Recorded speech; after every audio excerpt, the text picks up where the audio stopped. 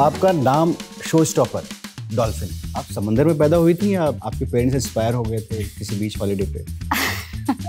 Child actor, dancer, singer, single mom और अभी queen wife. Real life में कितने को दीवाना बना चुकी हैं? आपकी अचीवमेंट्स का स्कोर कार्ड इतना लंबा है, पहला प्यार कौन था? आंसर देना जरूरी है। हाँ, अम्मा देख तेरा मुंडा बिगड़ा जाए। Vidya Balan of TV industry. आप ग्लिसरिन लेती हैं, आप जितने दिन भर रहो तो कहाँ से आंसू आते हैं? ऐसा क्या याद करती हैं आप? ऐसा क्या सोचती हैं? या ऐसा कौन सा सेंटिमेंट्स का कॉर्ड बजता है कि वो आंसू टपकने लगते हैं? कई दफा ऐसा मैंने पाया है कि सीन्स मेरे सामने कुछ ऐसे आ रहे हैं जो मैंने सच में जिए हैं। लेकिन ऐसा क्या हो गया था इतने अच्छे से जो प्यार का घोंसला बनाया था आपने? हाँ। तो टूट गया डोमेस्टिक वायलेंस पे? मेरा आधा चेहरा खराब हो गया था, नीला पड़ चुका था काफी हद तक और आंखों में मेरे एकदम ब्लड आ गया था। और उसके साथ ही मैं लगभग 3-4 महीने तक मैं शूट भी कर रही थी। उस पर मेकअप टच करने से भी मेरे हाथ ऐसे ऐसे से कांपते थे, क्योंकि एकदम ऐसे हो गया था मामला। यहाँ पर एक कट आ गया था, बिल्कुल आंख मेरी बच गई थी। कंप्लेन करने का कभी नहीं सोचा? मैं कुछ कह नहीं पाई थी, आज मैं कहूंगी। अब ये टू मच हो चुका है, मैं इसके आगे अगर जाऊंगी तो शायद हो सकता है मैं किसी और बड़ी घटना को आमंत्रण दे दूं। इसने बहुत वक्त लिया, लेकिन इसने नहीं लिया उतना वक्त। जियो और जीने दो की पॉलिसी पर रही हूँ आज तक। कहते हैं ना कि बहती धार को कोई रोक नहीं सकता, क्योंकि ये आपकी जिंदगी है, वो किसी की मोहताज नहीं हो सकते। आपको कोई और खुश रखेगा तब आप खुश रहोगे, ये नहीं होना चाहिए। एक सिंगल मॉम के रूप में आपको कब ऐसा लगा कि now this is the time, अब मैं हार नहीं मानूंगी? तेरे बिन तेरे बिन तेरे बिन तेरे बिन तेरे बिना मरना नहीं, जीना नहीं तेरे बिन। तुम कभी सुबह सी, तुम कभी शाम सी, तेज है सूरज जैसा और रोशनी है चांद सी, लोगों के लिए ख्वाब और हमारे लिए हर किरदार की जान सी। इनकी जितनी भी तारीफ की जाए कम है। आज की सेलिब्रिटी एक अदाकारा है, एक माँ है और आज की नारी के लिए एक बहुत बड़ी इंस्पिरेशन है। Please welcome dolphin Dubey.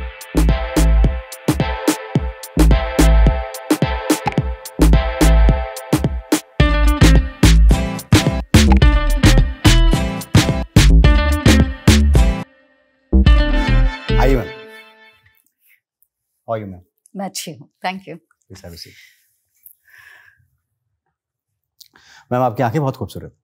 Thank you.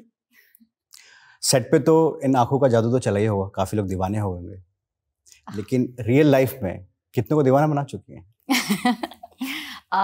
ऐसा तो कोई कभी इरादा रहा नहीं है, कोई थॉट रहा नहीं है, लेकिन हाँ अट्रैक्शन लगता है। और मुझे लगता है एज एन एक्टर आंखें आपकी ज़्यादा इम्पॉर्टेंट होती है, तो मैं सिर्फ उसी पॉइंट ऑफ व्यू से समझती हूँ अपनी आंखों को कि किरदार को और कैरेक्टर को या फिर किसी भी ग्राफ को मैं ज़्यादा इजीली अपनी आंखों के ज़रिए अच्छे से बता पाती हूँ। तो मेरी आंखें अच्छी हैं। नहीं, बहुत खूबसूरत आंखें। Thank you. आपका नाम शो स्टॉपर डॉल्फिन, आप समंदर में पैदा हुई थी या आपके पेरेंट्स इंस्पायर हो गए थे किसी बीच हॉलीडे पे? नहीं, मैं वैसे ही नाम 2 नामों का मिश्रण है। मेरी मम्मा का नाम और मेरी सिस्टर का नाम, क्योंकि मैं अपनी सिस्टर से 10 साल बाद पैदा हुई थी, तो पापा चाहते थे कि कुछ डिफरेंट किया जाए, कुछ अलग किया जाए। तो डॉली मेरी मम्मा का नाम है और आरफिन मेरी सिस्टर का नाम है। तो दोनों का कॉम्बिनेशन है डॉल्फिन। नाइस। तो ऐसे मेरा नाम रखा गया, मजाक मजाक में हम जैसे कहते हैं ना, रजाक हो गया, बस मेरा नाम भी वैसे ही हो गया। तो बहुत अच्छा नाम निकला मतलब। हाँ, मुझे बाद में पसंद आया मेरा नाम एक्चुअली। तो आप जैसे नॉर्मली बोलते हैं कि जैसा नाम होता है उसका जो मतलब होता है लोग वैसे ही हो जाते हैं। हाँ। तो आपकी ट्रेट्स जो हैं वो डॉल्फिन की तरह हैं? काफ़ी हद तक। और मैं पढ़ने की क्योंकि बहुत शौकीन हूँ, तो रिसर्च करती हूँ या किसी चीज़ के बारे में जानती हूँ, तो कहीं ना कहीं हम एक्टर हैं तो हम अडॉप्ट करने लगते हैं चीज़ें, या उसकी जैसा अपने आप में महसूस करने लगते हैं। तो इनिशियली तो चीज़ें नहीं पता थी डॉल्फिन के बारे में कि क्या है क्या नहीं है, लेकिन धीरे धीरे बाद में समझ में आया कि हाँ, नाम का असर होता है। डेफिनेटली होता है। मुझ पर काफ़ी हद तक हुआ है कि डॉल्फिन में सिंगिंग के और इंटेलिजेंस के या उनकी खूबसूरती के, तो कुछ ऐसे ट्रेड्स हैं, थोड़े थोड़े अंश आए हैं मेरे अंदर। Wow, very good. आप child actor, dancer, singer, single mom और अभी क्वीन वाइफ्स। आपके अचीवमेंट्स का स्कोर कार्ड इतना लंबा है, पहला प्यार कौन था? डांस फ्लोर, कैमरा या माइक? सही मायने में जो मेरा पहला दोस्त और मेरी शुरुआत है वो मेरा बोंगो रहा है, जो मैंने बचपन से प्ले करना स्टार्ट किया था जब मैं 3 साल की थी। और वो पापा ने बस एक खिलौना ला करके दे दिया था कि ये ठीक करने के लिए आया है मेरे पास, तो तुम खेलो। तो तब ये गैजेट्स नहीं थे ना, हाथ में मोबाइल वगैरह कुछ नहीं था, अब तो बच्चे मोबाइल में रहते हैं। तो मेरा खिलौना जो है वो हर पल का साथी मेरा बोंगो था। तो शुरुआत मैंने अपने बोंगो को ही देखा है अपने पास। उसके बाद सफर फिर शुरू हुआ। How it started acting career? Acting का करियर स्टार्ट किया जब मैं 5 साल की थी। 5 साल की उम्र में मैंने पहली बार जब कैमरा फेस किया था, उस वक्त सिर्फ शूट देखने के हिसाब से गए थे, यही मड में ही आई थी, शूटिंग देखने के हिसाब से आए थे, मम्मी लेकर आई थी और एक फोटोग्राफर अंकल थे हमारे, जिन्होंने हमसे कहा था कि मैं स्टिल फोटोग्राफी कर रहा हूँ और आलोकनाथ जी हैं उसमें। तो सभी बहुत एक्साइटेड थे, हम चले गए और अम्मा देख तेरा मुंडा बिगड़ा जाए ये गाना कहीं किसी कार में बज रहा था और मैं क्योंकि डांस की शौकीन, तो जहाँ गाना सुना नहीं मैं कहीं भी शुरू हो जाती थी। जैसे ही डांस शुरू किया, उस जिस जगह पर शूट चल रही थी वहाँ पे ऑडिशन चल रहे थे बच्चों के अपकमिंग के लिए, चीज़ों के लिए, मुझे सामने से आलोकनाथ जी की तरफ से बुलवाया गया और आलोकनाथ जी ने ही ऑडिशन लिया मेरा और मैं बस सिलेक्ट हो गई। हम शूट देखने गए थे, जो कि मैं देख भी नहीं रही थी वहां जाकर। तो वहां से एक सिलसिला शुरू हुआ, उलझन सीरियल, जिसमें आलोकनाथ जी की बेटी बनने का मुझे मौका मिला और मैंने पहली बार कैमरा फेस किया। वाओ। और उसके बाद स्कूलिंग?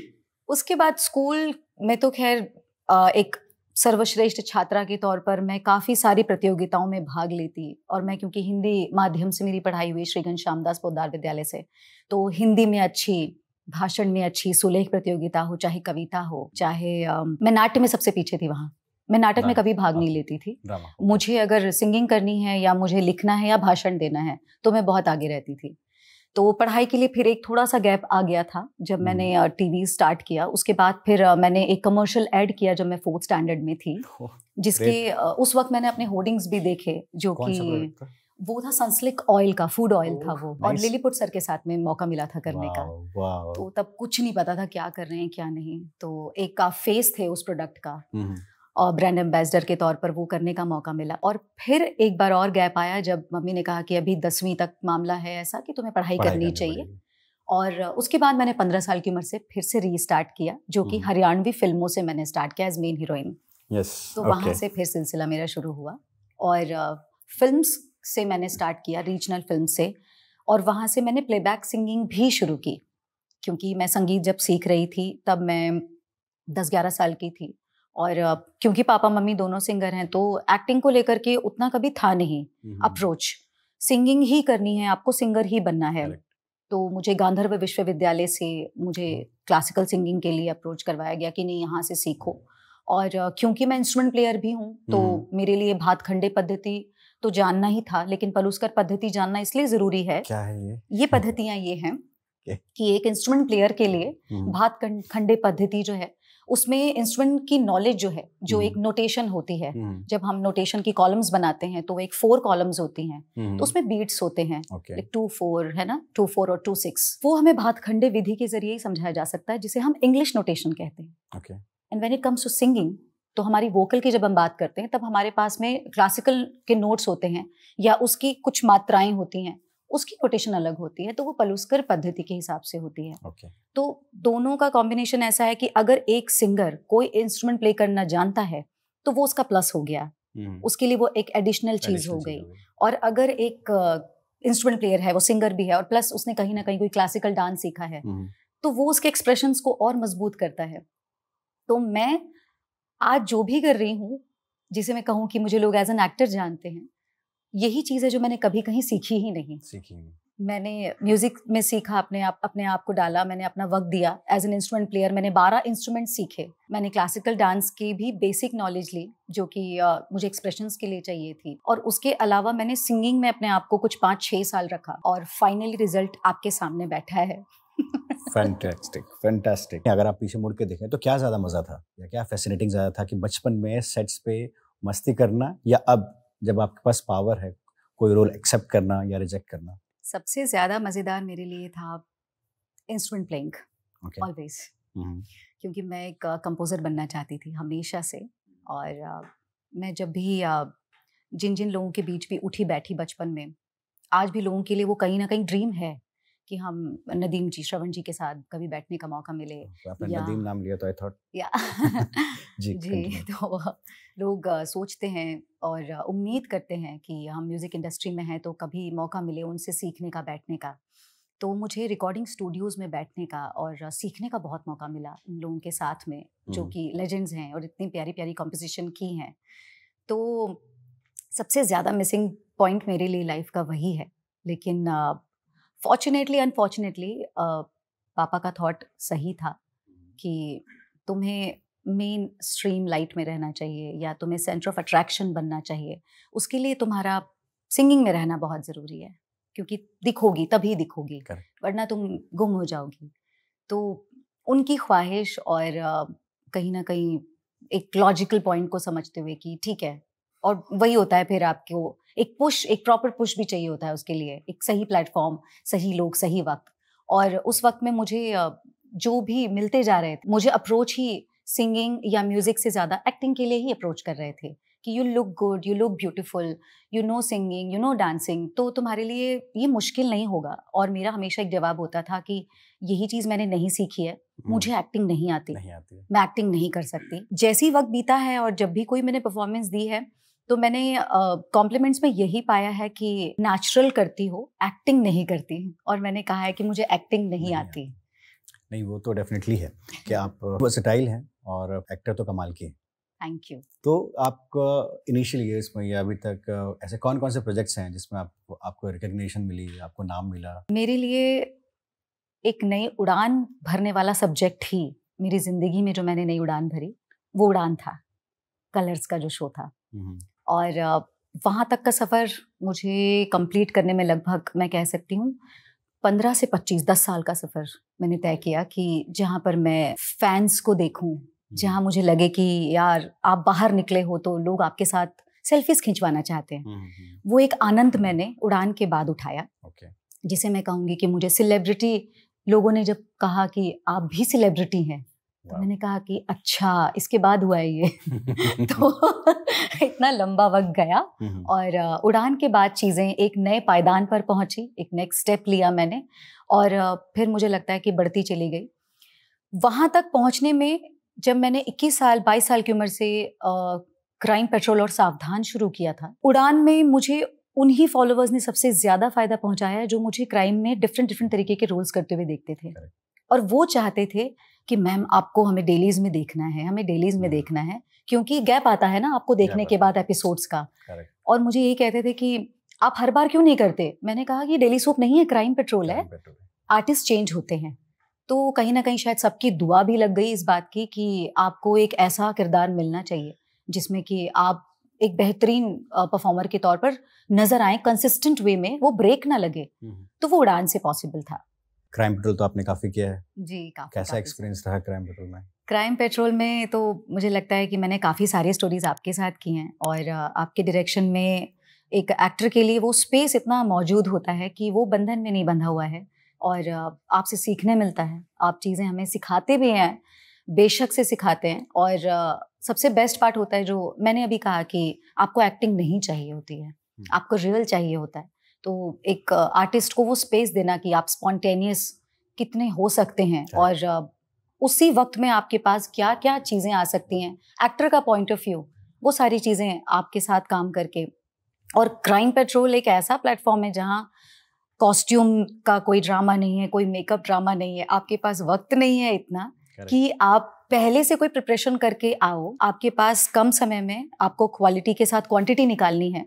तो मुझे लगता है कि जो भी इस फील्ड में है या जो भी नए हैं जो एक्टिंग करियर में अपने आप को सोचते हैं कि हमें आगे आना है, तो मेरा मैसेज मैं कह सकती हूँ सबके लिए ये होगा कि अगर आप डिग्रेड करते हैं क्राइम पेट्रोल और सावधान इंडिया को कभी भी, क्योंकि बहुत किया गया है, तो मैं कहूँगी कि ये हर एक के बस की बात नहीं है क्राइम पेट्रोल और सावधान इंडिया करना as an actor, as director as well, जहाँ आपके पास वक्त नहीं है। और अगर सीखना है तो ऐसे शोज में काम करके आप सीख सकते हैं। आफ्टर मैं कहूँगी जब हम थिएटर्स की बात करते हैं, आफ्टर थिएटर्स ये एक ऐसा प्लेटफॉर्म है जो आपको सिखा देता है, मुंह धुलवा देता है आपका, बेसिकली आईना दिखा देता है। यस, सारे टैंट्रम्स और सारे ड्रामे एक तरफ आपको सिर्फ काम करना है। ये है, ये मैंने सीखा है। Vidya Balan of TV industry, अरे बाप रे। कि आपको कहा जाता है, कैसा लगता है सुनकर? ये मेरे लिए बहुत सरप्राइजिंग था, मैं सच बताऊं, क्योंकि डेली सोप्स में क्या है ना, आपके पास एक ऑप्शन है ग्लिसरीन का। अधिकतर हमारे पास दिन भर में इतना वक्त है कि हम एक सीन पर इतनी मेहनत कर रहे हैं कि हमें इतना वक्त मिलता है, इतने सारे एंगल्स हैं, उसके बावजूद भी अगर मैं ये कहूँ कि 1.5 साल, 2 साल, 2.5 साल तक मैं बिना ग्लिसरीन के ही काम करूँ, और मैं एवरी डे पूरे दिन भी रोऊं और बिना ग्लिस के रोऊं, और उसी टाइमिंग पर कभी यहाँ से आने चाहिए तो यहीं से आ जाते हैं आंसू, यहाँ से आने तो यहीं से आ जाते हैं। वो पता नहीं क्या रिदम बन गया था दिमाग के साथ में कि आंसू अपने आप आ जाते थे, सीन्स जैसा भी चलता था। तो जो रिक्वायरमेंट थी, मेरे आंसू मेरे साथ ताल से ताल मिलाने लग गए, और वो जब लोगों को दिखता चला गया, और मैंने वो चीज़, क्योंकि ऑन सेट जब हमारा एडिट हो जाता है तो लोग, ऑडियंस तो देखती है, बट कई दफ़ा जब हमारे सेट पर आते हैं कुछ पत्रकार आते हैं और हमें जब पूरी कवरेज मिल रही होती है, तो वहाँ पर कुछ लोगों ने इन चीज़ों को कवर किया, और वहाँ से ये इतना बड़ा टाइटल उठाकर सीधे आर्टिकल में आ गया, और मुझे आर्टिकल के जरिए ही पता चला कि लोगों की नज़र में मैं एक ये जगह रखती हूँ, जो कि बहुत बड़ा कॉम्प्लीमेंट है मेरे लिए। और उन विद्या मैम के साथ मैंने स्क्रीन भी शेयर किया था, उड़ान के ही वक्त पर। अच्छा। तो मैं सोचती हूँ कि मैनिफेस्टेशन जो है वो रिजल्ट लाती है। यस, तो वो मौका भी मिला कि जब लोगों ने उसी शो के दौरान आपको एक इतना बड़ा दर्जा दिया, आपके सामने एकदम से विद्या बालानाकर खुद खड़ी हैं, जिनको आप फॉलो करते हो, तो वो एक कमाल की एक्ट्रेस हैं, और मैं स्तब्ध रह गई थी जब उन्हें देखा था। She is very good. Yes. तो जो आंसू निकल जाते हैं, बिकॉज आप ग्लिसरीन लेती हैं, आप जितने दिन भर होते हैं, कहाँ से आंसू आते हैं? ऐसा क्या याद करती हैं आप? ऐसा क्या सोचती हैं, या ऐसा कौन सा सेंटिमेंट्स का कॉर्ड बजता है कि वो आंसू टपकने लगते हैं? जेन्युइनली एक कलाकार तभी पूरे तरीके से निपुणता से भरा हुआ होता है जब वो हादसों से भरा हुआ हो। घटनाएं और दुर्घटनाएं जो होती हैं वो आपको पुख्ता कर देती हैं, आप कंप्लीट हो जाते हैं, और जितने भी आपके अनुभव हैं वो कहीं ना कहीं आपको फ्लैशेस में आपके पास छुपे हुए हैं, और जब मैं जो चाहूँ उसका बटन दबा दूँ और मैं उस ख्याल में पहुँच जाऊँ, मैं उस वक्त में पहुँच जाऊँ, और वो इमोशंस को मैं फिर से जी सकती हूँ। अपने आप को मैंने वो प्रैक्टिस दी है, और उस प्रैक्टिस की वजह से ही ये चीज़ पॉसिबल हो पाई है कि मैंने जो भी जिया है, और जब जो भी उतार चढ़ाव देखे हैं और पेन झेला है, कई दफ़ा ऐसा मैंने पाया है कि सीन्स मेरे सामने कुछ ऐसे आ रहे हैं जो मैंने सच में जिए हैं, सच में मेरे साथ ये एग्जैक्टली ऐसा हुआ था, लेकिन हाँ, मैं उस वक्त ये रिएक्ट नहीं कर पाई थी। आज मैं करूँगी, मैं कुछ कह नहीं पाई थी, आज मैं कहूँगी। तो वो बिल्डअप हो रहा होता है मेरे अंदर, तो जख्म और पेन ऐसा लगता है कि बहुत गहरे हैं, जो किसी ने ना फिर से वो नस दबा दी मेरी, और अगर मैं उस वक्त जो नहीं कर पाई थी मैं इस वक्त करूँगी ना, तो वो एक खाली हो जाएगा जो घड़ा भरा हुआ था। तो आपको कुछ नया भरने के लिए कुछ खाली भी करना पड़ेगा। तो अगर बहुत स्टोरेज है तो आप कहीं ना कहीं कोशिश करते हो कि वो चीज़ें मैं खाली करूं, लेकिन आपको मूवमेंट चाहिए होता है। तो positively at least I got that movements, opportunities, जहां पर मैंने अपने उस एंगर या अपने उस पेन को ऑन कैमरा निकाला है। इसलिए मेरे लिए डिफ़िकल्ट है जब आप अपने आप को वापस ट्रांस में लेकर जाते हो, बहुत तकलीफ होती है। कई दफ़ा मैं सीन्स के बाद आधा घंटे रोती रही हूँ। ऐसा कोई पर्टिकुलर सीन? पर्टिकुलरली सावधान इंडिया की कहानी थी, जो कि बहुत ज़्यादा यादगार है मेरे लिए। मैं भोपाल में शूट कर रही थी, और सिचुएशन वो बहुत ही मार्मिक सिचुएशन है मेरे लिए, पर्सनली भी बहुत मार्मिक है, कि एक माँ से उसके बच्चों को छीन लिया गया है, अलग कर दिया गया है, पर्पसली किया गया है। माँ जानती है कि ये मेरे हस्बैंड ने किया है, और बहुत समय तक ना माँ पागलों की तरह ढूंढ रही है बच्चों को। और वो पूरा एक वन शॉट था जब हम ले रहे थे, सचिन खोद से डायरेक्ट कर रहे थे, वो सेट पर सभी रो दिए थे, और मुझे लगता है आधे पौने घंटे तक मैं नहीं संभाल पाई थी अपने आप को। एक ढाबे पर एक माँ पहुंचती है, और यहाँ से कैमरा पैन हो रहा है, माँ ढूंढ रही है, बच्चे कहीं तो होंगे, क्योंकि किसी ने एक लीड दी है कि भोपाल में ही बच्चे हैं, कहीं पर देखे गए हैं। ढूंढती है, हर जगह ढूंढती है, और अचानक से एक जगह नजर पड़ती है, एक बच्चा एक प्लेट पकड़कर खड़ा है, और आंखें उसकी भरी हुई हैं, और कुछ बोल नहीं पा रहा है, और माँ की नज़र उस पर पड़ती है कि उसे लगता है उसकी ज़िंदगी उसे मिल गई। वो एक मोमेंट था कि जब बच्चे इतने वक्त से गायब हैं, और पता सब है कि किसने उठाया है और क्यों, एक आपसी एक रंजिश है, एक अपना झगड़ा है, और वो बच्चे को देखने के बाद जो मेरे आंसू निकले थे, वो पता नहीं, मुझे ये नहीं लगता कि मैंने अपने आप को, मुझे बहुत पेन नहीं देना पड़ा उस वक्त, उस पर्टिकुलर टाइम पर बहुत पेन नहीं देना पड़ा मुझे, क्योंकि मेरे लिए भी मेरे जख्म बड़े बड़े ताज़ा थे तब। तो मुझे ऐसा लगा, हाय, ये मोमेंट तो एकदम अभी अभी मैंने जिया है, और वो चीज़ मेरे सामने फिर से आ गई।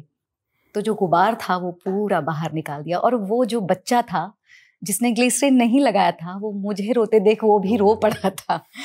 तो वो सीन सबसे बेस्ट मोमेंट था कि कैमरा घूमे जा रहा है और कट बोला ही नहीं जा रहा है, और कट जब हुआ तो मुझे संभाला नहीं जा रहा था।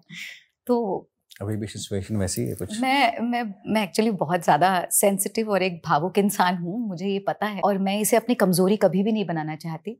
इसलिए इससे मैं जितने ऑडियंस या जितनी जनता का प्यार अर्जित कर सकूं, मैं वो करूँगी, क्योंकि मेरे लिए ये वेस्ट नहीं है, ये एक इन्वेस्टमेंट है। आपकी पर्सनल लाइफ एक बॉलीवुड फिल्म से कम नहीं है। लव, प्यार, हार्ट ब्रेक, पेन।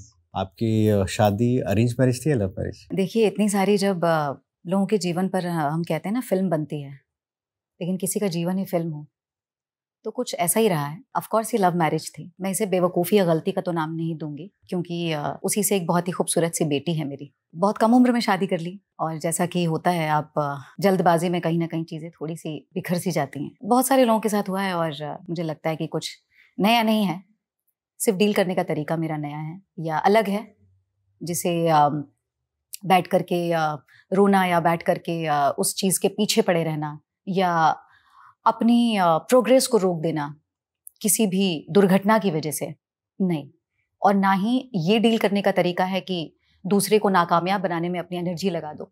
बेटर है कि अपने आप को कामयाब बनाने में वो एनर्जी इन्वेस्ट करो, ना कि आप वेस्ट करो। जियो और जीने दो की पॉलिसी पर रही हूँ आज तक, और समय के साथ समझदारी इसलिए आई है क्योंकि हाँ, वो परिस्थितियाँ आई हैं। इसलिए अपने ही जीवन में मैंने कहा ना कि ऐसे ऐसे इंसिडेंट्स देख लिए कि कभी कभी खुद में ही लगता है कि यार फिल्म चल रही है। इतना कुछ तुमने देख लिया, कम उम्र में शादी कर ली, 18 में, 19 से 20 तक पहुंचते पहुंचते बेटी आ गई। अब तक खुद ही नहीं संभलना सीखा था, मुझे बेटी को संभालना है और उसके बारे में भी सोचना है। वहाँ से कई सेक्रीफाइसेस भी शुरू हो गए मेरे प्रोफेशनल लाइफ को लेकर के भी, कि हाँ, अब आप 30 के 30 दिन भी नहीं शूट कर सकते। Correct. आपको वक्त भी देना है। एक ऐसे समय पर आकर के मेन लीड के काम को मैंने कहा डेली सोप्स में ठुकराने का मैंने फैसला लिया, जहाँ पर लोग अभी शुरू ही होते हैं। 23-24 के आसपास मेरी एज पहुंची थी। मैं कैसा ये इश्क है कर रही थी लाइफ ओके के लिए। That was my last show as main lead और negative for like mainstream channel या डेली सोप में कहूँगी। जिसके बाद मैंने ये फैसला लिया कि अब क्योंकि बेटी हो रही थी 4-5 साल की, तो उड़ान मेरे लिए कहते हैं ना कि बहती धार को कोई रोक नहीं सकता। तो मेरे साथ भी कुछ ऐसे ही हुआ जब मैंने ये सोचा कि मेन लीड मैं इसलिए नहीं करना चाहती क्योंकि मैं बहुत ज़्यादा व्यस्त हो जाती हूँ, तो मैं कैरेक्टर रोल करूँगी तो मेरे दिन कम लगेंगे। जैसे ही ये फैसला लिया, मुझे उड़ान मिला। मैं 28 दिन शूट कर रही हूँ उड़ान में। और सिर्फ हम हैं पूरे शो में, जो कि लगा था कि कैरेक्टर आर्टिस्ट उतना काम नहीं करते, कम ही करते हैं ना, 10-12 दिन 15 दिन, लेकिन आप हर सीन में हैं। आपने शुरू किया और आप ही आप हैं, और टीआरपी आपकी 3.4, मतलब आज अनुपमा शो जहां पर हम देख रहे हैं, हम 4 तक को हमने टच किया है। बहुत बड़ी बात है। और उड़ान के लिए, मतलब मैं कहूँगी कलर्स चैनल के लिए एक आफ्टर बालिका वधू जो नाम उस शो ने कमाया था, हमारे शो ने वो मकाम हासिल कर लिया था। और उस शो में जुड़े जितने भी लोग थे सभी के जीवन में बदलाव आया, और मेरे लिए भी एक बहुत बड़ा बदलाव था, क्योंकि आपको पॉपुलैरिटी मिलनी शुरू हो गई। उससे क्या हुआ कि थोड़ी पर्सनल चीज़ों में भी ना आपको तब्दीलियां दिखने मिल गई, क्योंकि कहते हैं ना जब आप थोड़े से और ऊपर आते हो तो चीज़ें आपके आगे बदलनी भी शुरू होती हैं। तो आसपास की चीज़ें मेरे लिए बदलनी भी शुरू हो गई, फिर रवैये भी बदले, थोड़ा मान सम्मान, हाँ, बहुत सारी चीज़ें मेरी देखी बदलनी शुरू हो गई। फिर आता है या ही इज एन एक्टर। उनका मुझे एक साथ हमेशा बहुत बेहतरीन जो हमारा सफ़र रहा है, जिसमें मैं कहूँगी कि टिल एज ऑफ 26 में कहूँगी, जब तक मैं उड़ान के बिल्कुल आखिरी दौर में थी, 2.5 years के आसपास, तो 26-27 तक का जो हमारा एक सफ़र था, फ्रॉम 18, मेरे लिए प्रोफेशनल लेवल पर वो हमेशा से एक मेंटोर रहे हैं।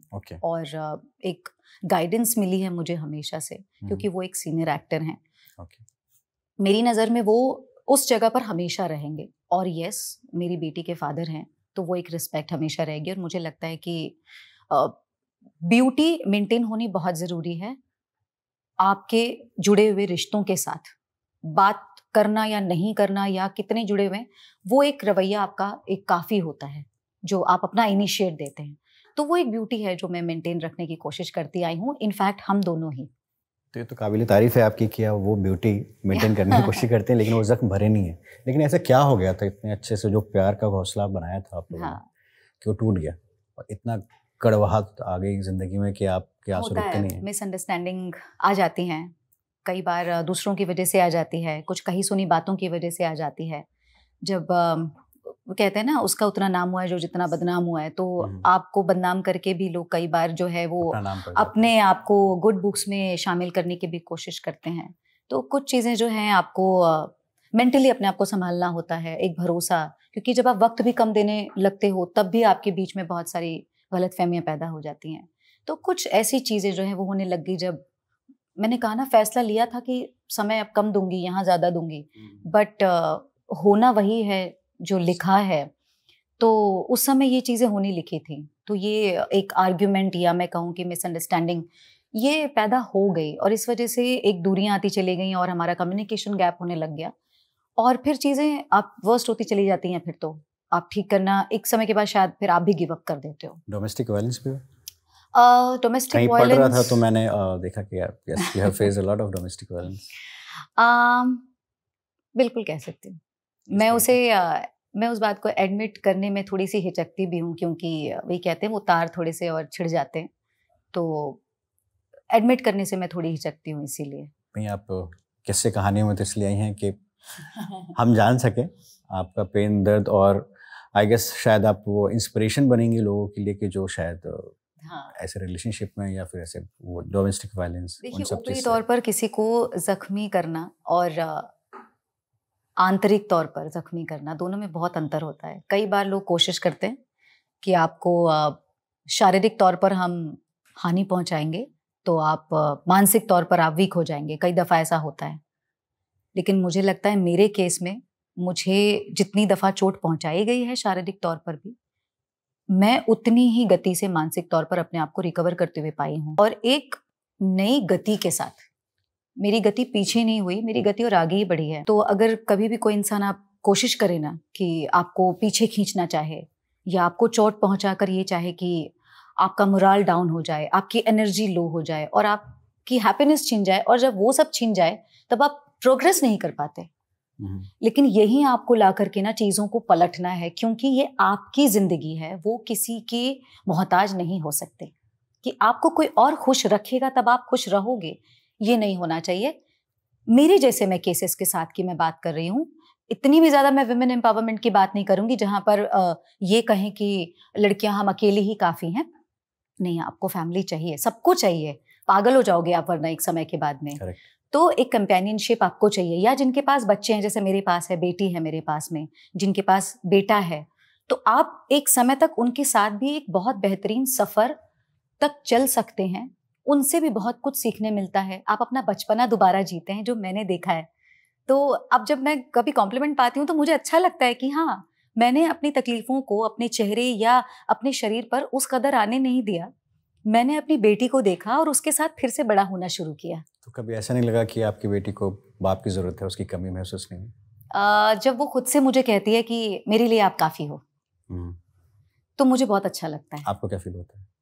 मुझे उस समय ये थोड़ा सा लगता है जब हम नहीं, नॉर्मली आपको सोशली हम जब कोई चीज़ सोचते हैं, मैं सोशली अगर कहूँ, इंडिविजुअल लेवल पर तो फिलहाल ऐसा कोई इरादा नहीं है, लेकिन अगर मैं सोशली देखती हूँ तो लोग, आसपास के लोग जब उसके सामने या कभी मेरे लिए कभी कोई बात होती है तो वो रिएक्ट नहीं करती है, बट मुझे उसके एक्सप्रेशन देखकर ऐसा लगता है कि अगर मैं आगे अपनी ज़िंदगी के बारे में सोचती हूँ तो मैं उसके लिए कोई विकल्प लाकर तो नहीं खड़ा कर सकती, क्योंकि पिता की जगह कोई नहीं ले सकता। तो ये विकल्प मुझे दुनिया के लिए करना है या इसके लिए करना है? तो आई स्पोक टू हर एक बार कि तुम्हें क्या लगता है, इतनी दफ़ा बात होती बट तुमने कभी शेयर नहीं किया, कभी कुछ रिएक्ट नहीं करती हो। तब उसने कहा कि मुझे ये कमी आपने कभी महसूस होने ही नहीं दी। आप पिता की तरह बाहर जाती हो, कमाती हो और मेरी चीज़ों के लिए अपने आप को वहाँ पर अपना समय देती हो, और घर आकर मुझे, चाहे मैं शूट पर रहूं तो हर वक्त आप मैसेज पर, फ़ोन पर भी रहती हो, और घर आने के बाद भी आप हर चीज़ की इंक्वायरी रखती हो, पीटीएम्स में भी मेरे साथ चली जाती हो, तो आपको मेरी हर चीज़ पता होती है, तो आप मेरे लिए काफ़ी हो। और पिता की जगह आपने हमेशा कहा है, जो कि मैंने वो मेंटेन करके रखा है कि ये चीज़ तुम्हें मेंटेन करनी है। He is your father. मेरा उनके साथ क्या प्रॉब्लम है, it is none of your business. आप अपने एक ब्यूटीफुल रिश्ते को मेंटेन करो, और जब तक मेंटेन कर सकते हो करो, मुझे कोई प्रॉब्लम नहीं। जो डोमेस्टिक वायलेंस था, इसके वजह से आप शायद अलग भी हो गए, फिजिकल वायलेंस भी था? हाँ, वो फिजिकल था, इसीलिए मैं कह सकती हूँ कि मेरा आधा चेहरा खराब हो गया था और नीला पड़ चुका था काफ़ी हद तक, और आंखों में मेरे एकदम ब्लड आ गया था। और उसके साथ ही मैं लगभग 3-4 महीने तक मैं शूट भी कर रही थी। उस पर मेकअप टच करने से भी मेरे हाथ ऐसे ऐसे से कांपते थे, क्योंकि एकदम ऐसे हो गया था मामला। यहाँ पर एक कट आ गया था, बिल्कुल आंख मेरी बच गई थी, और यही आंख है वो आंख बच गई थी मेरी तो 3-4 महीने लगे, लेकिन उन 3-4 महीनों में इसने बहुत वक्त लिया, लेकिन इसने नहीं लिया उतना वक्त। ये समझ चुका था मूव ऑन होना। यस। और मुझे नहीं लगता कि कोई भी रिश्ता कागज़ के टुकड़ों पर शुरू होता है और कागज़ के टुकड़ों पर ख़त्म होता है। वो जज्बाती होता है, यहीं से शुरू होता है और यहीं ख़त्म होता है। तो अभी आप सेपरेटेड नहीं है, डिवोर्स नहीं हुआ? नहीं, डिवोर्स नहीं हुआ है, हम सेपरेटेड हैं, और वो काफ़ी वक्त हो गया, हमें 8-9 साल हो चुके हैं। तो उन्होंने शादी कर ली दूसरी? नहीं, वो अपने माँ बाप के साथ हैं। ओके। हाँ, और मैं अपने पेरेंट्स के साथ, अपने तो कभी ऐसा नहीं हुआ कि पेरेंट्स ने सोचा कि दोनों को मिलवा दें? कई बार ऐसी बात होती है, और कोई माँ बाप क्यों नहीं चाहेंगे कि सुलह हो जाए या चीज़ें ठीक हो जाएं, लेकिन मेरे लिए चीज़ें टू मच जब हुई हैं, क्योंकि मैं कोई भी फैसला जल्दबाजी में नहीं लूँगी, और एक औरत के लिए ये एक बहुत बड़ा स्टेप होता है, क्योंकि हमेशा से हमें ये सिखाया गया है कि आपको बच्चे के लिए सोचना बहुत ज़रूरी है, समाज के लिए कोई भी स्टेप लेने से पहले। और मैंने ये सारी बातें सिर्फ सुनी है, जैसे कि मैं जानती हूँ कि आप सुनो सबकी करो मन की, तो सुनती आई मैं सबकी, लेकिन अपने ऊपर जितना फोकस किया मैंने एक डिसीजन ये ले लिया कि अब ये टू मच हो चुका है। मैं इसके आगे अगर जाऊंगी तो शायद हो सकता है मैं किसी और बड़ी घटना को आमंत्रण दे दूं। तो मैं उसके लिए बिल्कुल तैयार नहीं हूँ।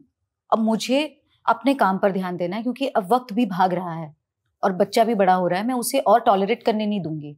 तो स्पेशली अगर सबका ये कहना है ना कि बच्चे के लिए आपको कोई फैसला लेना चाहिए, तो मैं कहूँगी बच्चे के लिए इससे अच्छा कोई फैसला नहीं हो सकता कि आप उसका भविष्य ना खराब करें, ना उसका वर्तमान खराब करें। एक बात है कि आप हाफ मुस्लिम हाफ हिंदू हैं, is it true? Yes, absolutely. मेरे पापा मुस्लिम है, और मेरा नाम जो है वो डॉल्फिन मेमन रहा है शादी से पहले, और मेरी मम्मा जो है वो मारवाड़ी हैं। ओके। वो उनके सरनेम में जैन लगता है। अच्छा। तो वो लव मैरिज है, मॉम डैड। और मैंने जब शादी की थी तो मैंने फिर हिंदू से की, तो मैं डॉल्फिन मोहम्मद समीर मेमन से मैं डॉल्फिन दुबे या द्विवेदी हो गई। तो क्योंकि कल्चर हमारे घर में हमेशा हिंदू मुस्लिम का रहा है, तो मेरे लिए ये अडॉप्ट करना मुश्किल नहीं था। जितनी वाकिफ़ मैं नमाज पढ़ने से थी, या मैं तस्बीह पढ़ने से थी, या मैं रात में, हम बड़ी रात है तो हम जागते थे, या जो भी एज मुस्लिम जो भी कल्चर में जो चीज़ें होती हैं वो पापा ने वाकिफ़ कराया, अरबी पढ़ाई। और फिर मम्मी के कल्चर में भी रह करके हमें श्लोक याद करना, या फिर भगवद गीता के बारे में या हिंदू रिलीजन के बारे में चीज़ें जानकारी मिली। एक फन पार्ट ये है, जो मैं फन पार्ट कहूँगी, कि आपको सीखने मिलता है, जानने मिलता है, दोनों रिलीजन आपको सेलिब्रेट करने मिलता है। तो बचपन में ये फन पार्ट होता है कि आपको दोनों चीज़ें निभाने मिल रही हैं, आप वंचित किसी चीज़ से भी नहीं है। पर हाँ, आने वाले वक्त में मुझे क्योंकि शादी हिंदू से हुई, जो कि नहीं पता कि क्या होने वाला है, तब वो एक बहुत बड़ा टास्क था, क्योंकि आप जिस फैमिली में जा रहे हैं वहाँ पर मुस्लिम बिल्कुल कल्चर नहीं चाहिए, मुस्लिम नहीं चाहिए, वहाँ हिंदू लड़की चाहिए। तो 4-5 सालों तक तो ये चीज़ डिस्क्लोज ही नहीं की गई कि मैं मुस्लिम हूँ। मैं मारवाड़ी हूँ यही कहा गया, क्योंकि मम्मी ने बहुत कुछ सिखाया था। तो मेरा टेस्ट लिया गया था और श्लोक पूछे गए मुझसे, मंत्रों का उच्चारण करवाया गया, और वो मैंने सब करके दिखाया। तो मैं पास हो गई थी, और उनका शक भी दूर हो गया कि नहीं, लड़की मुस्लिम नहीं है, लड़की हिंदू है। तो वो मुझे बहुत काम आया। तो राइट ना आप क्या प्रैक्टिस करती है, बुद्ध रिलीजन या? कोशिश मेरी पूरी रहती है, और जैसे मंदिर भी जाना है या फिर जब ईद वगैरह आती है तो घर में अभी है, सेवैयाँ भी बनती हैं, हम रोजे भी रख लेते हैं, लेकिन हाँ उतने फॉलो नहीं कर पाते हैं अगर हम शूट पर हैं तो। उतने ही फॉलो मैं व्रत भी नहीं कर पाती हूँ। शिवरात्रि अभी आने वाली, महाशिवरात्रि, तो लास्ट टाइम मैं शूट पर भी थी, तो मैं अगर कोशिश भी करूँ तो हाफ डे मुझसे हो पाता है, लेकिन हमारे पास एक ऑप्शन है कि आप एक वक्त खा सकते हैं। लेकिन यस, जब हम ईद की बात करते हैं, रोज़ा तो वो बहुत स्ट्रिक्ट होता है। एंड मैं लाइक हेड्स ऑफ करती हूँ जो लोग पूरे महीने, आप भी, क्योंकि जब आप रोज़ा रखते हैं और उसमें आप शूट करते हैं और पूरे महीने आप फोकस करते हैं उस चीज़ पर और एक दिन भी ब्रेक नहीं लगता, सो रिस्पेक्ट फॉर दैट, पर वो सबके बस की बात नहीं है। यस, एक सिंगल मॉम के रूप में आपको कब ऐसा लगा कि now this is the time, अब मैं हार नहीं मानूंगी?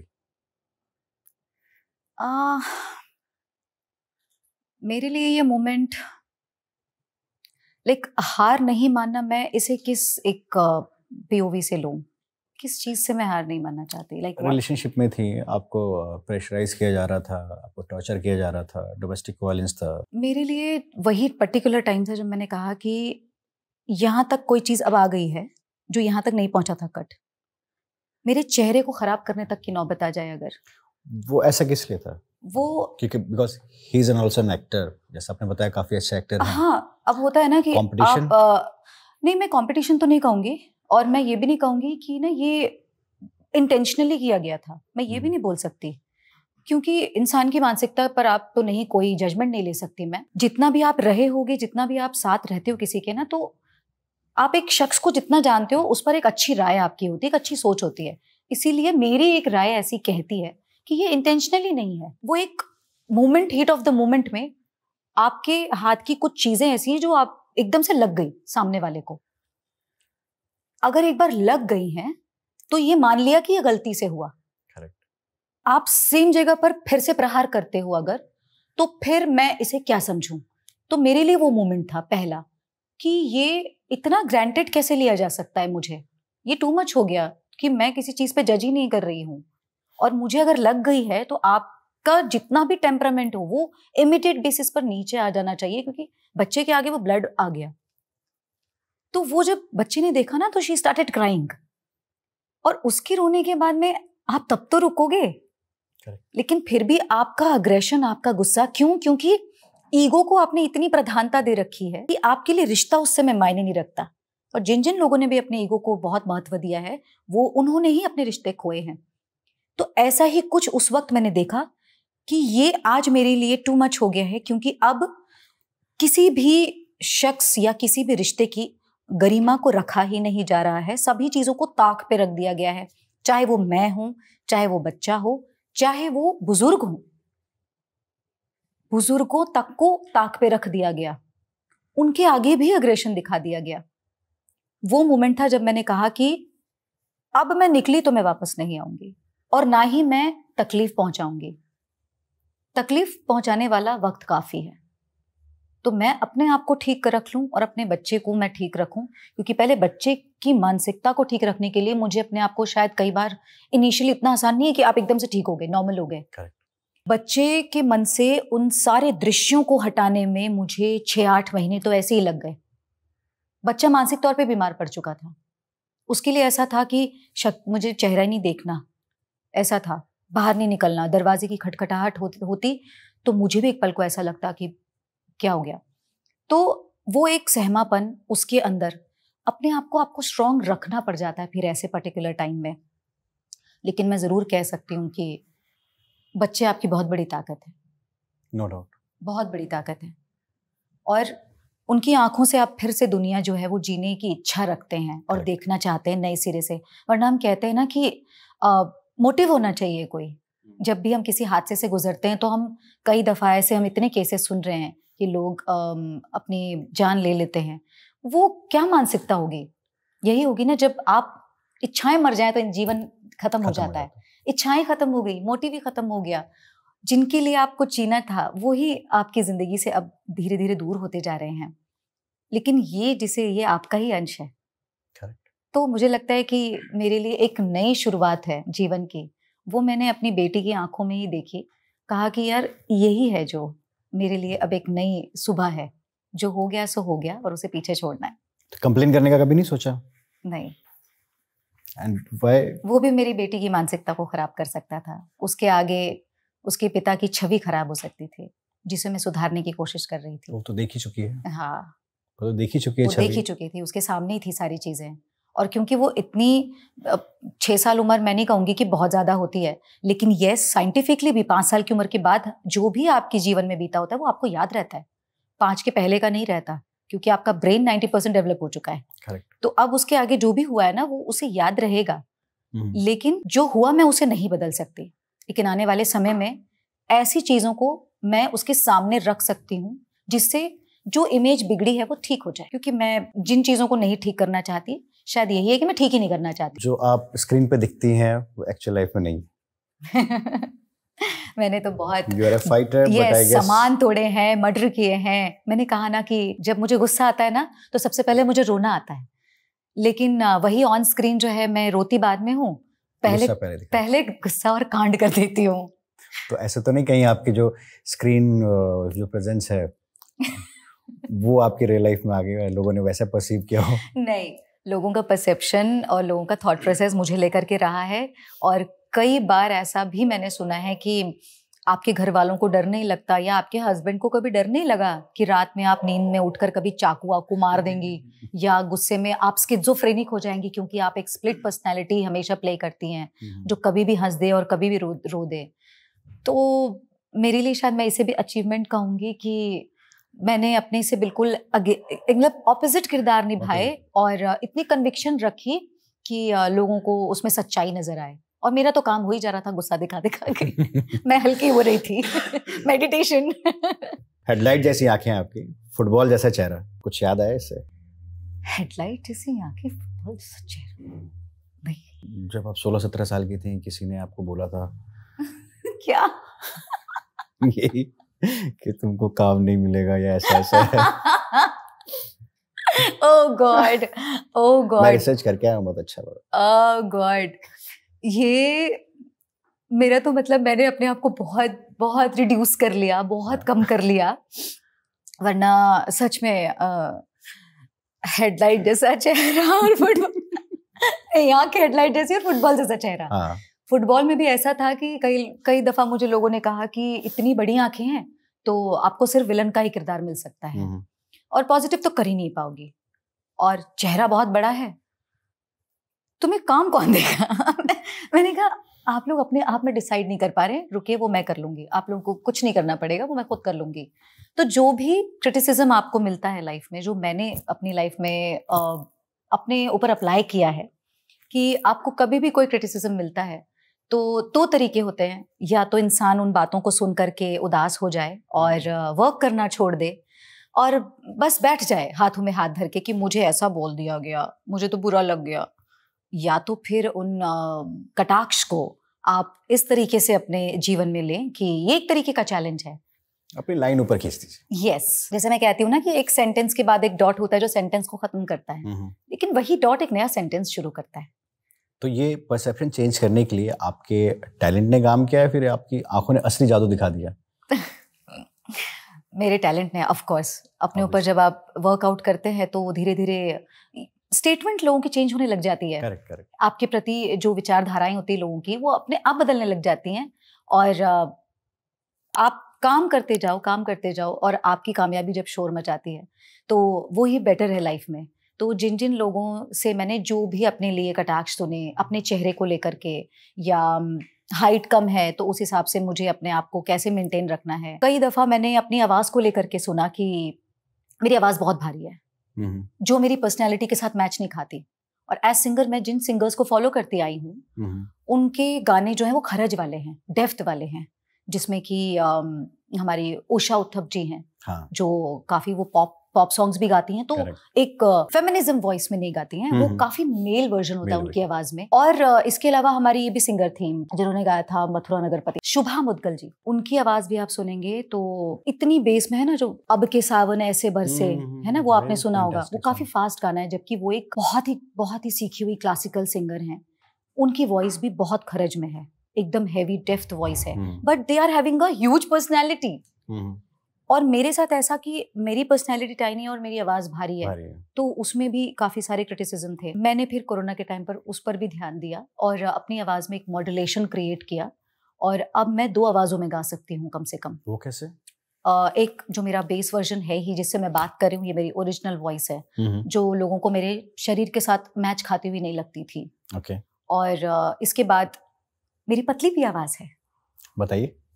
वो इस तरीके की है जैसे मैं अभी बात कर रही हूँ। जब मैं गाना गाऊंगी तो वो ज़्यादा इम्पैक्टफुल लगेगा आपको, तो मुझे गाना है अभी। मैं गाऊंगा लेकिन यस, हम उस पर कब आएंगे? म्यूजिकल मैजिशियन है आप इंस्ट्रूमेंट बजाती हैं, तो आपके लिए एक सरप्राइज है। मैं टेस्ट करना चाहता हूँ कि आप जो बोल रही हैं सही है कि नहीं है। Okay, ready for the test? Yes of course, please. Oh wow, बॉन्जो करेक्ट? Bongo, okay. मैं सो थोड़ा कच्चा स्वीट। तो लेट्स सी इसको कैसे बजाते हैं। स्टूडियो में था हमारे पास ही जी, वी थॉट कि let's give it a try. Wow, मेरे लिए एक्चुअली बचपन की याद ताज़ा करने वाली बात कर ली आपने। Thank you so much. My pleasure. वैसे बहुत साल हो गए बजाए, क्योंकि हर चीज़ एक प्रैक्टिस मांगती है आपसे, और मेरा ये सबसे पहला टॉय है जो मेरा पार्टनर है, मेरा टॉय है।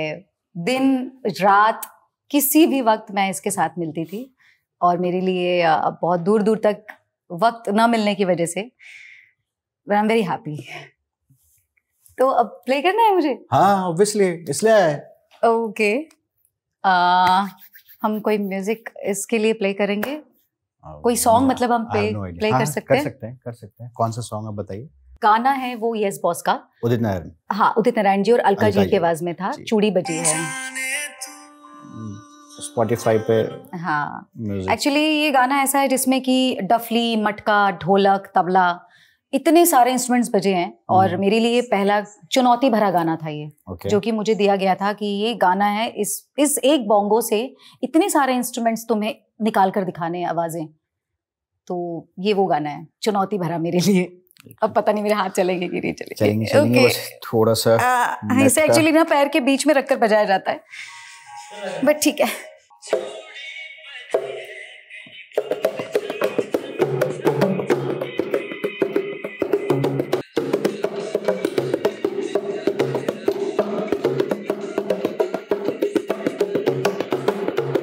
Very nice, very nice, very thank you, nice. thank you. बहुत अच्छा, बहुत अच्छा। Oh, thank you. Impressive. Thank you. ले जाओ। Please clear this.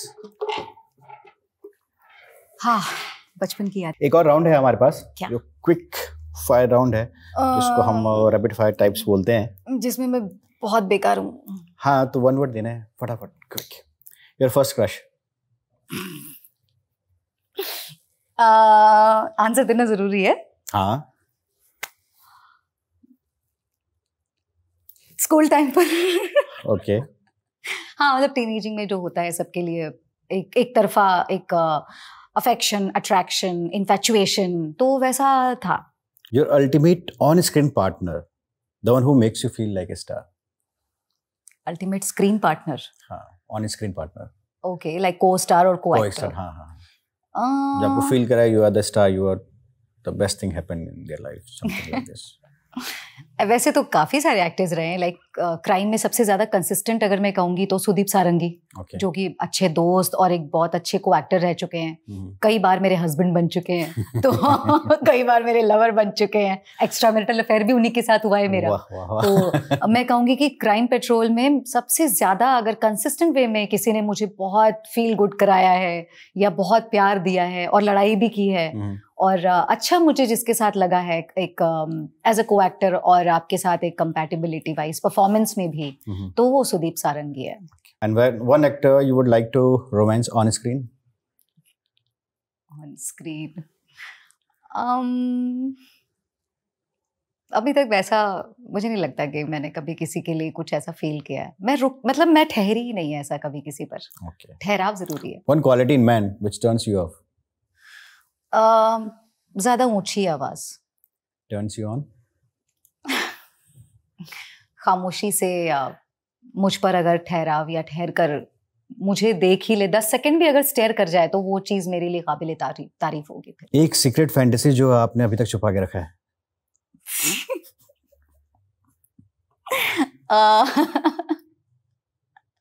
Secret fantasy मुझे खुद सोचनी पड़ेगी। एज सच तो मैं उस जोन में नहीं हूँ अभी तक। ओके। मतलब आगे आने वाले टाइम में कुछ भी हो सकता है, लेकिन हाँ मैं इस वक्त उस जोन में नहीं हूँ। Dating someone? वो अभी भी थोड़ा सा हाँ मतलब वो है भी और नहीं भी, ऐसा है। तो भाई मैं अभी कहीं भी मैं पहुंची नहीं हूँ उस तरफ, मैं कहूँगी पूरे तरीके से। इसलिए happy for you. Thank you. मैं एज ए डायरेक्टर जब मैं किसी के साथ काम करता हूँ तो मैं एक्टर्स की स्ट्रेंथ को उनके क्राफ्ट के थ्रू समझता हूँ, लेकिन कोई डायरेक्टर आपके साथ काम करता है तो उसको आपकी कौन सी क्वालिटी पे सबसे ज़्यादा वो फोकस कर पाएगा? आपका इमोशनल डेप्थ या आपका flawless improvisation?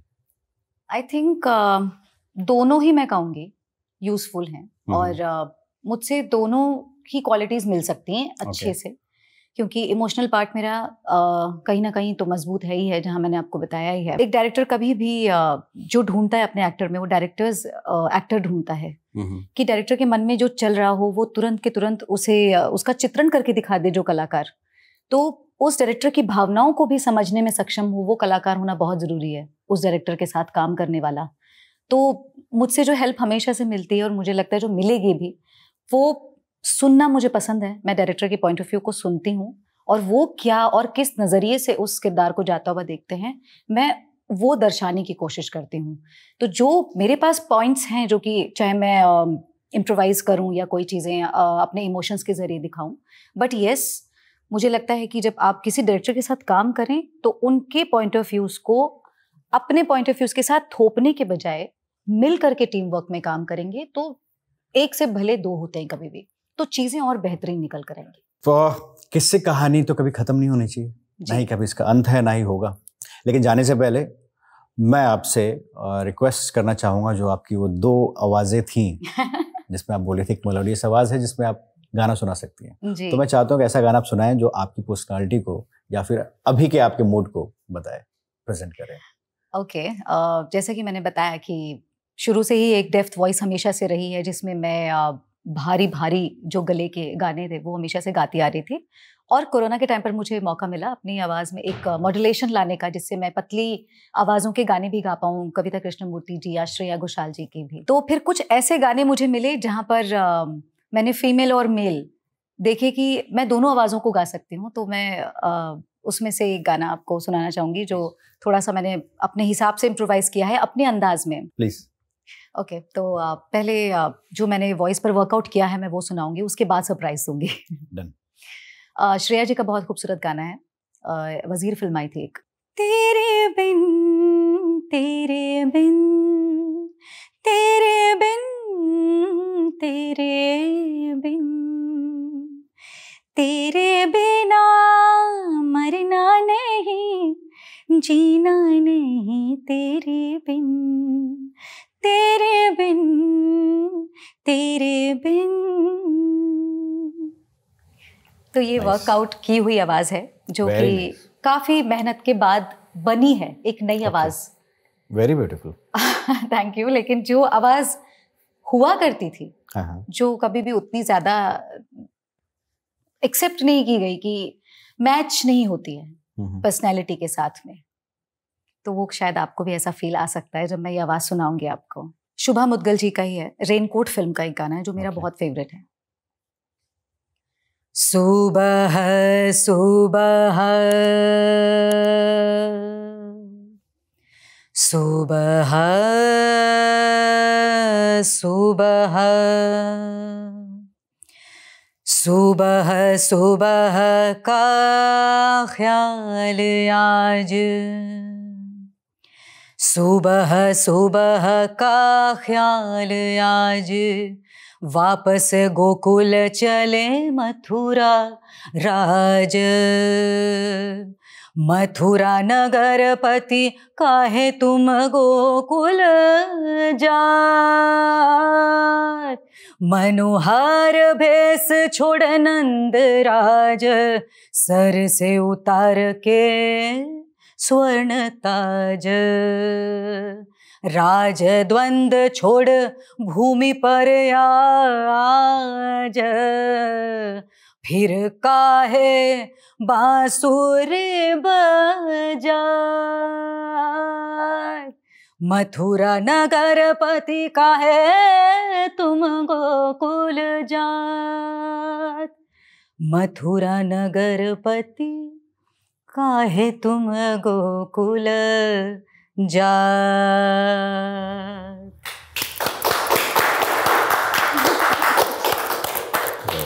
Very good, very good. Thank you. You should seriously think about playback singing.